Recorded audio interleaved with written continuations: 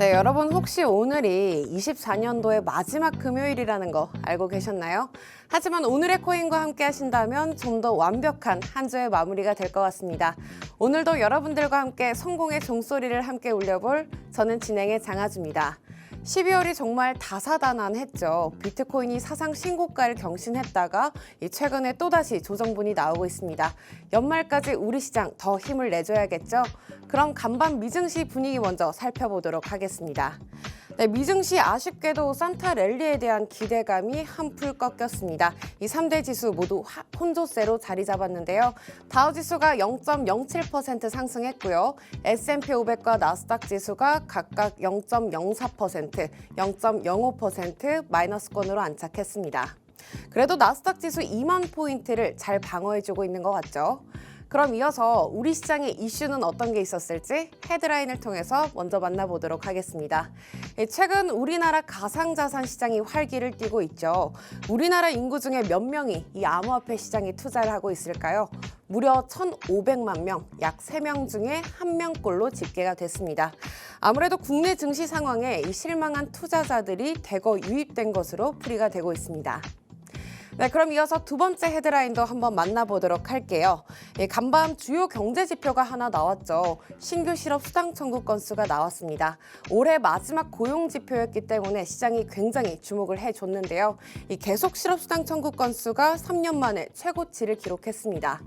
1월에 금리 인하에 있어서 시장은 금리 동결을 90% 이상 확신하고 있기 때문에 앞으로 계속해서 나오는 고용 지표와 경제 지표를 함께 체크해 주셔야겠습니다. 네, 마지막 헤드라인 바로 살펴보도록 할게요. 러시아가 비트코인을 대외무역 결제에 사용하겠다라고 밝혔습니다. 최근에 푸틴 대통령은 비트코인을 규제할 수 없는 대체 자산이다 이렇게 말을 하면서 가상자산 사용을 지지하겠다라고 언급했는데요. 최근 각국 정부들이 가상자산을 대체 자산으로 사용하겠다라고 언급한 만큼 이 투자자들이 계속해서 주목을 해주고 있습니다. 이게 또 우리 시장에 얼만큼 호재로 작용할지도 계속 주목을 해보셔야겠죠. 네, 이렇게 세 가지 이슈 모두 정리해봤습니다. 그날그날의 이슈들 더 챙기고 싶으신 분들은요. 우측 하단에 QR코드 스캔하시면 저희가 기다리고 있겠습니다. 그럼 이어서 오늘의 시장 상황, 코인 시세 통해서 바로 만나보도록 할게요. 계속해서 하락세를 보이고 있는 우리 시장입니다. 오늘장에서도 전체적으로 빠지는 분위기인데요. 비트코인이 3%대 마이너스권을 유지해주고 있고요. 이더리움과 솔라나가 각각 4%, 그리고 마이너스 5%대 마이너스권을 유지해주고 있습니다. 리플이 24시간 기준으로 낙폭이 꽤 깊습니다. 현재 6%대 하락세를 보이고 있습니다. 네, 이렇게 오늘의 시장 분위기 한번 짚어봤습니다. 이 연말이 다가올수록 더욱더 뜨거워지는 이 시장, 그리고 더욱더 출렁거리는 우리들의 마음이죠. 하지만 여러분 아시죠? 불장은 이제 막 시작이라는 거. 앞으로 여러분들의 얼굴에 환한 미소를 만들어줄 우리들의 미소천사, 그리고 코인천사 퍼즈님과 함께합니다. 전문가님 안녕하세요. 네, 안녕하세요. 퍼즈입니다. 앵커님 말씀해 주셨듯이 불장은 시작했으나 아직 끝나려면 멀었습니다. 저랑 지금 딱 요 매매 전략을 점검할 만한 시기니까 저랑 같이 불장 대비해서 매매 전략을 점검하는 시간을 가졌으면 좋겠습니다. 퍼즈님, 저는 크리스마스가 지나도 아직도 산타 할아버지를 기다리고 있거든요. 우리 시장에 연말에 산타 랠리가 올까요? 안 올 것 같은데요. 왜 그러세요? 네, 지금, 말에는 힘이 있다고요. 네. 지금 분위기로 봐서는 사실 조금 네. 어려울 것 같고 이제 횡보가 가장 무난하지 않나. 이따가 이제 제가 한번 오늘 볼린저 밴드에 대해서 다룰 건데 네. 배우고 나서 한번 비트 분석을 해드릴 때 좀 추가로 말씀드리겠지만 횡보의 가능성이 좀 있어 보이고. 근데 불장에서도 어쨌든 조정은 항상 있잖아요. 네. 비트코인 요번에 어쨌든 고점 대비해서 워너마켓 기준으로는 10%밖에 안 빠졌거든요. 한 11%인가?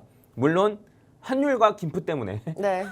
그런 거긴 한데, 그래서 이 정도밖에 안 빠졌기 때문에 사실 이 정도의 조정은 진짜 밥 먹듯이 있고요. 이거보다 훨씬 더 큰, 한 두세 배 더 큰 조정도 분명 올 겁니다. 그래서 요거에서 막 흔들리신다고 하면은 저축을 추천드려요. 네, 만약에 아니라면 계속 투자를 하고 싶다고 한다면 과연 이럴 때 나는 왜 흔들리는지 한번 저랑 같이 얘기해보면 좋을 것 같습니다. 네, 최근에 이제 막 코인을 투자하는 친구들이 뭐 이평선이 뭐냐, 보조지표는 뭘 봐야 하냐 이런 말을 굉장히 많이 하거든요. 어제 저희가 또 이평선 배워봤잖아요. 오늘은 어떤 지표 알려주실 거예요? 저는 이제 이평선을 따로 보진 않고요. 네. 이제 볼린저 밴드를 보는데 볼린저 밴드에 있는 가운데 있는 선이 이평선이어서 어제 이평선을 먼저 배웠습니다. 그래서 오늘은 이제 이어서 볼린저 밴드에 대해서 확실히 좀 설명을 드리고 네. 어떻게 활용할 수 있는지까지 제가 좀 말씀을 드리도록 해보겠습니다. 일단 어제 배운 이동평균선을 짧게 복습을 좀 해볼게요. 네. 이동평균선은 근데 좀 서운한 게 네. 공부하는 거 콘텐츠를 하면은 많이들 안 들어오시더라고요. 아, 그런가요? 많이 그래서- 좋아하실 것 같은데. 그러니까 여러분 리플이 얼마 간다, 뭐 이더리 얼마 간다 이런 것보다 그런 것보다 이게 더 중요해요. 이런 게. 네. 해서 갑자기 제가 사라지면 어떡합니까? 갑자기 한 2월까지만 하고 갑자기 또 안 나오고 이러면 어떡하시려고. 네. 그 전에 최대한 잘 저한테 이제 뽑아낼 수 있는 거 잘 뽑아내시면 좋을 것 같고. 네. 이제 계속 한번 보도록 하겠습니다. 자, 이 이동평균선의 정의는 30일 이동평균선이라고 하면은 이게 보면은 이제 요 SMA가 이제 심플, 그러니까 단순 이동평균, 그냥 MA라고 생각하시면 돼요. 30이 요 30개 봉, 그다음에 클로즈가 종가 마감을 나타내는 거거든요. 그래서 이제 보면은 뭐냐면 30개 봉의 요 종가 마감을 아시죠? 뭔지? 네. 네, 종가 마감의 평균을 한 개 여기 값인 거예요. 그러니까 여기서부터 뒤로 30개까지 해가지고 여기 봉 개수를 다 세면 30개예요.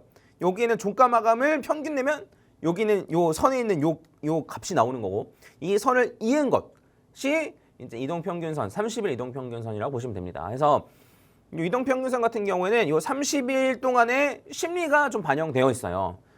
그래서 이 심리가 반영되기 때문에 어떤 특성을 가지냐면, 만약에 하락한다라고 하면 요 이동평균선을 맞고 떨어져요. 맞고 떨어지고, 얘도 맞고 떨어지고, 이런 식으로. 그다음에 여기서도 이동평균선에서 하락할 때는 맞고 떨어지고 이런 식입니다. 심리가 뭉쳐있기 때문에 맞고 떨어진다는 거예요? 네, 맞아요. 네. 네. 그리고 횡보할 때는 요 이동평균선을 중심으로 왔다 갔다 거리고. 확인되시죠? 네. 네. 그다음에 상승할 때 같은 경우에는 이 이동평균선을 맞고 올라갑니다. 이렇게. 네. 이렇게 맞고 올라가요. 그래서 요거를 이런 특징을 잘 기억하시면 되고, 그다음에 이제 제가 추가적으로 어제 말씀드렸던 게 기본 세팅은 20일 선을 많이 써요. 네. 근데 저는 30일로 바꿔 쓴단 말이에요. 그래서 요거 관련해 가지고 제가 이제 어제 그 다이 아나운서님과 같이 얘기했는데 혹시 보셨나요? 네, 봤어요. 그럼 한번 설명 가능할까요? 이제 20일 이평선 같은 경우에는 20일 기준으로 하고요. 30일 이평선은 30일 기준으로 하는데, 보통 주식장은 이제 저희가 주말을 제외하고 한 달이 20일이 기준이기 때문에 20일 이평선을 쓰는 게 맞지만, 우리 시장 암호화폐 시장 같은 경우에는 한 달 내내 돌아가기 때문에 30일 이평선을 쓰는 게 맞다라고 해주셨죠? 오, 박수! 정확합니다. 네. 정확히 말씀해 주셨고, 네. 간단하게 얘기하면 결국에 한 달의 심리를 반영하고 싶은 거예요. 이 선이 한 달의 심리를 반영하고 싶은데, 주식에서는 20일선이 한 달이고 코인에서는 30일선이 한 달인 거예요.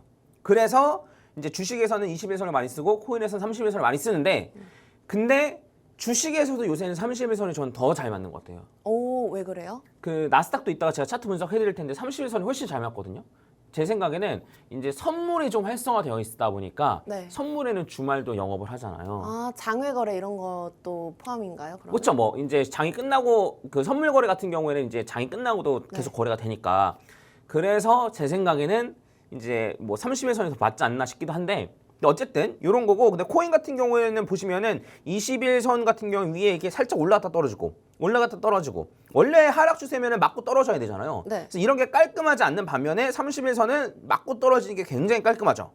네, 그래서 코인 시장에는 31선이 더 잘 맞는다. 하지만 이게 이제 저의 의견이고, 이런 원리를 아셨으니까 여러분들이 정해서 쓰셔도 된다. 네. 네, 아시겠죠? 자, 그 다음에 이제 제가 말씀드렸던 건 뭐냐면, 그래서 그 주식에서는 사실 120일선을 쓰는데 120일선은 6개월간의 심리선이란 말이에요. 네. 그 한 달이 이제 20일이니까 곱하기 6하면 120일선이잖아요. 근데 그 120일선을 코인에 그대로 적용하면 안 된단 말이에요.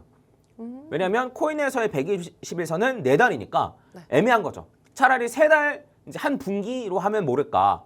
4달이면 이도저도 않은 숫자이기 때문에 오히려 121선이 잘 안 맞고 181선을 써야 된다. 아, 6개월이니까요. 121선을 코인으로 갖고 오려면 181선을 써야 된다. 그래서 코스피 같은 경우에는 이제 요 26주선이 이제 반년이잖아요. 6개월인 거잖아요. 1년 52주니까. 네. 그래서 주식 같은 경우에는 요 121선이랑 26주선이랑 일치하고 그다음에 요 181선은 이렇게 따로 가고 그다음에 코인 같은 경우에는 요 121선이랑 26주선이 같은 게 아니고 181선이랑 26주선이랑 같이 움직이고 그리고 121선을 따로 움직이고 해서 이런 것만 봤을 때여도 코인이랑 좀 다르게 적용시켜야 된다. 네. 그냥 코인 주식에도 121선 잘 맞으니까 코인에도 써야지라고 하면 당한다. 네, 그래서 하나를 알더라도 확실하게 알고 쓰셨으면 좋겠는 바람에서 제가 좀 말씀드렸습니다. 자, 그러면 이동평균선에 대해서 이제 대충 다뤘고 이제 볼린저 밴드에 대해서 다뤄보도록 하겠습니다. 네. 자, 일단 여러분 겁먹지 마세요. 겁먹지 마세요. 겁먹지 마시고 겁이 벌써부터 나는 편인데요. 이게 저희가 중학교 때 배웠을 겁니다. 네. 제가 설명해 드릴게요. 걱정하지 마세요. 자, 이게 정규 분포고요. 이게 정규 분포고 이게 정규 분포표예요. 근데 이거 제가 설명해 드리겠습니다. 자, 이게 뭐냐면 여기는 M이 평균. 그다음에 여기는 이 표시가 표준 편차 표시예요. 네. 그래서 뭐냐면 여기 평균 플러스 표준 편차, 평균 마이너스 표준 편차 하면 요만큼을 저희가 색칠할 수가 있잖아요. 요렇게. 네. 요 안에 들어갈 확률이 68%라는 소리예요. 그리고 평균 플러스 2 표준 편차, 평균 마이너스 2 표준 편차 하면 요 안에 들어갈 확률이 95%라는 소리인데 이거를 제가 약간 실생활에 적용시켜서 설명드리면 네, 예시로 한번 들어주세요. 이제 요거는 학교에서 맨날 듣는 예시긴 한데 자, 남자 고등학교에서 남학생들의 평균 키가 평균이니까 M이죠. 네. 평균 키가 예를 들어 170이다. 170이고 표준 편차는 5다. 그러면 평균 플러스 2 표준 편차면은 180이죠. 그렇죠? 네. 평균 마이너스 2 표준 편차면 160이죠. 네. 그러면 요 한 학급에서 무작위로 한 명을 뽑았을 때 요 160에서 180 사이에 있을 확률이 95.4%다. 그냥 95%라고 할게요. 네. 95%다라고 보시면 됩니다. 이해 갔나요? 네, 왔어요. 이 정도까지는 되죠? 네. 네. 자, 그래서 정확히 95%를 하려면은 사실 마이너스 이제 1.96 표준 편차 플러스 1.96 편차로 해야 되는데 그냥 플러스 마이너스 2 하면은 2 표준 편차 하면은 그냥 95%라고 보시면 되고 자, 그러면 볼린저 밴드를 보면은 어떻게 하면 되냐면 요 정규 분포 있죠? 이거를 요렇게 세워요. 이렇게 세우면 요렇게 생겼잖아요. 그렇죠? 네. 요거를 그대로 여기다 갖다 붙이는 거예요. 그래서 여기는 요 가운데선은 이동평균선. 이동평균선은 어쨌든 평균인 거잖아요. 네. 이동평균선. 그다음에 여기서 플러스 2 표준 편차가 이제 요 상단선. 그다음에 마이너스 2 표준 편차 한 게 하단선인 거예요. 그래서 이 볼린저 밴드의 의미는 뭐냐면 이 종가 마감 기준으로 이거 종가 마감인 것도 어쨌든 설정할 수 있긴 한데 대부분 종가 마감 기준으로 하니까 종가 마감 기준으로 그러니까 여기 있는 봉을 아무거나 하나 뺐어. 네. 아무거나 하나 딱 선택했는데 요 상단선이랑 하단선 안에서 종가 마감될 확률이 95%란 소리예요. 이게 표준 볼린저 밴드의 정의입니다. 네. 물론 무작위로 하나 뺐을 때랑 그다음에 어쨌든 뭐 모든 봉이 안에 있을 뭐 안에서 종가 마감될 확률이 뭐 95% 이거랑은 다른 얘기긴 한데 네. 요거까지 알 필요가 전혀 없고요. 네. 그래서 어떻게 생각하시면 되냐면 요 안에서 종가 마감될 확률이 95%구나.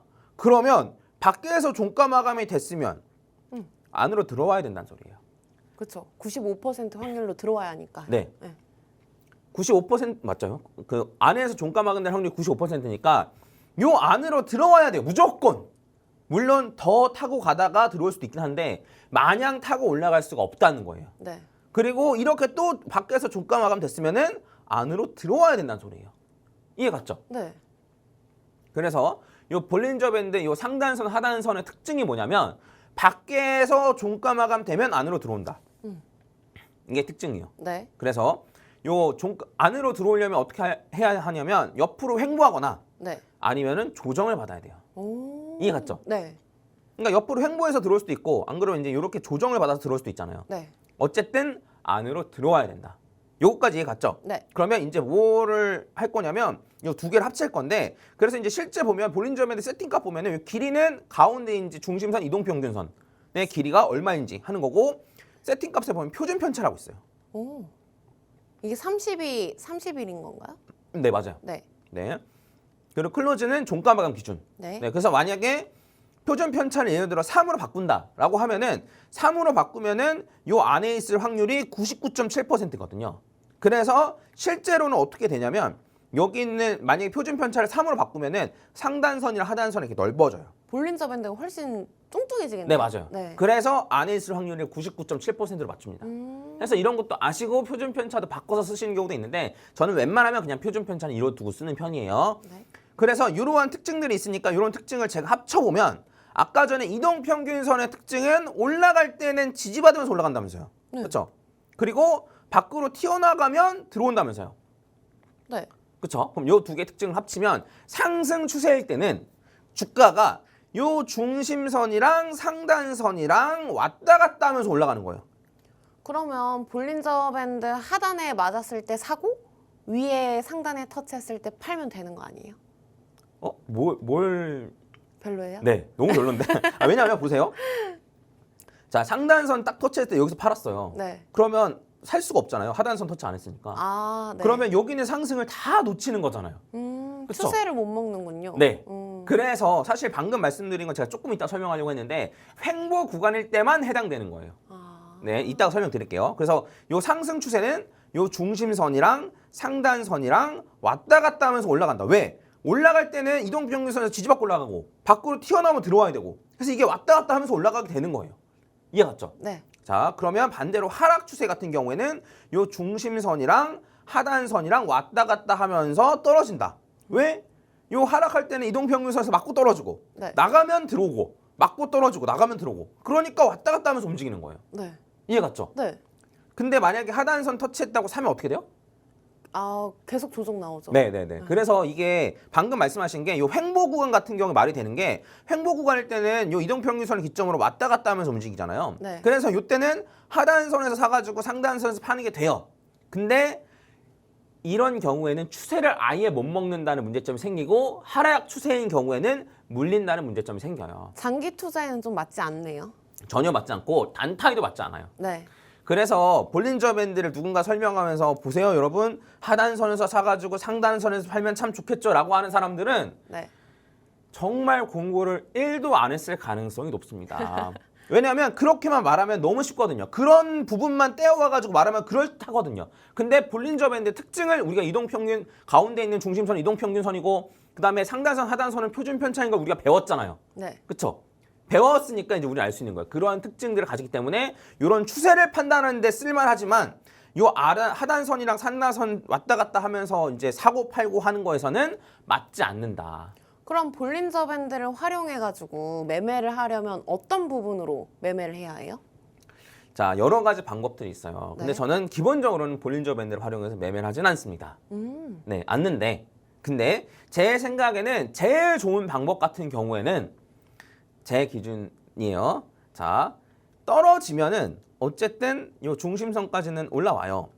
중심선 근처까지 올라온단 말이에요. 네. 그럼 이때 파는 게 전 제일 좋다고 생각해요. 자, 만약에 산다라고 치면은 살 때는 여기 뚫고 올라오면 중심선 근처까지 간단 말이에요. 네. 요때 사는 게 전 제일 좋다고 생각해요.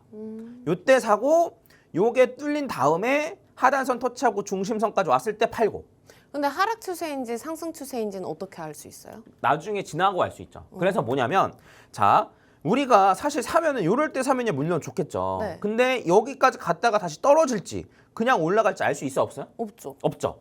그래서 여기 뚫고 올라온 다음에 중심선까지 갔을 때 사는 거예요. 그 중심 여기서 사고 지지받고 올라가면 상승 추세 먹는 거고 그게 아니고 만약에 하단선을 터치하면 손절.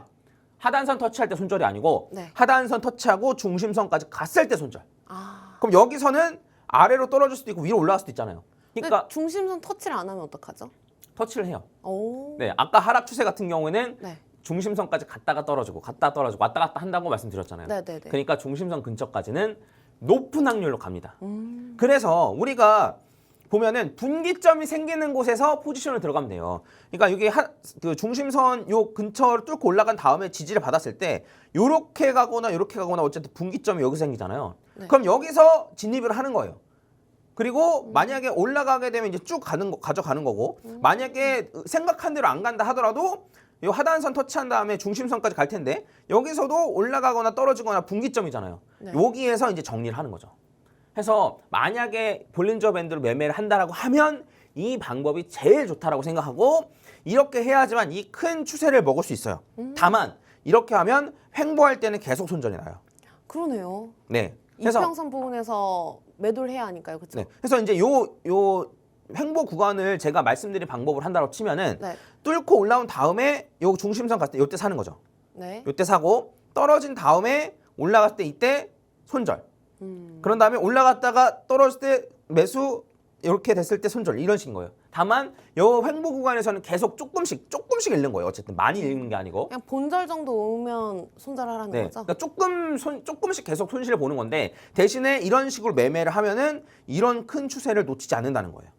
근데 요 하단선에서 사고 상단선에서 파는 그런 전략을 치면은 왜 저점을 잡은 것 같은 기분이 들 수 있지만 네. 결과적으로는 큰 추세를 놓쳐서 큰 수익을 가져가지 못해요. 이해 가셨나요? 네네. 네. 이렇게 이제 매매에 활용하면 이렇게 할 수 있고 근데 저는 매매에는 활용하지 않고 어떻게 보냐면 지금이 상승 추세구나. 지금이 하락 추세구나. 그러니까 이제 보면은 그러면 이제 비트코인 차트를 보면서 그냥 바로 얘기해 볼까요? 네. 네. 그럼 볼린저 밴드로는 그냥 추세 확인 정도 하실 때 쓰신단 말씀이시죠? 네. 그래서 이제 제가 생각하는 매도 자리가 있잖아요. 네. 근데 볼린저 밴드로 봤을 때도 상승 추세가 깨졌어. 그다음에 제가 보는 퍼즈 각도선이 있는데 그걸로 봤을 때도 상승 추세가 깨졌어 라고 하면 네. 요 두 개가 전부 다 깨졌으면 저는 현금 할증하는 거예요. 이해 갔나요? 네네네. 네. 그래서 요 비트코인 차트로 같이 한번 보겠습니다. 네. 자, 저는 이제 저도 분석할 때 어떤 식으로 말씀드렸냐면 지금 여기 중심선을 지지받고 올라가네? 계속 올라가죠? 네. 그래서 여기서도 중심선 지지받고 올라가면 상승 추세가 유지다. 그러니까 팔 필요가 없다. 근데 지금은 여기 아래로 떨어졌죠. 떨어졌다가 딱 올라왔으니까 사실 이거 볼린저 밴드를 매매했으면 익절을 해야 될 타이밍이긴 한데 네. 저는 이제 사실 볼린저 밴드보다는 요 퍼즈 각도선을 더 중요하게 보기 때문에 퍼즈 각도선 그리면 이제 요렇게 그릴 수 있거든요. 네. 요렇게 그릴 수 있어서 아직 퍼즈 각도선까지 많이 남았어요. 네. 그래서 요 두 개가 되기 전까지는 일단 저는 뭐 포지션을 갖고 있을 생각이긴 한데 이런 식으로 확인할 수 있고 그 다음에 만약에 여기서 추가적으로 중심선에서 자꾸 떨어지고 이런 식으로 떨어지면 하락 추세가 좀 이어진다고 봐야겠죠. 그럼 하락 추세가 딱 이어지고 있는 상황에서는 중심선을 뚫고 올라가는지가 중요하죠. 네. 그래야지만 횡보거나 아니면 상승이거나 할 수 있으니까. 네. 추세 파악할 때 용이한 거군요. 네, 맞아요. 그래서 저는 이제 횡보의 가능성도 좀 있다고 보는 게 볼린저 밴드가 지금 요 상단선이랑 하단선이랑 많이 좁아졌거든요. 네. 그래서 플러스 마이너스 한 6% 정도 될 것 같은데 이 정도면은 사실 중심선이 사실 의미가 없어요. 요렇게 좁아지면 사실 요렇게 움직입니다. 중심선을 기점으로. 그래서 이런 식의 횡보가 좀 이어진 다음에 좀 네. 방향성을 잡지 않을까라고 생각을 하는 거예요. 요거 말고도 제가 해드릴 게 많은데 네. 오늘 지금 시간이 없어가지고 볼린저 밴드는 좀 요 정도까지 말씀드리고 그다음에 나중에 좀 시간이 되면 안 그러면 이따가 후토크에서 좀 뭐 나스닥이나 이런 데는 어떻게 적용되는지 이런 것도 말씀드릴 수 있도록 해보겠습니다. 네, 오늘 이 시간에는 정규 분포표 그리고 보조지표 중에서도 볼린저 밴드 활용법을 함께 알아봤습니다. 특히나 추세를 파악할 때 굉장히 유용한 보조지표이기 때문에 꼭 한번 복습하시면 좋을 것 같습니다.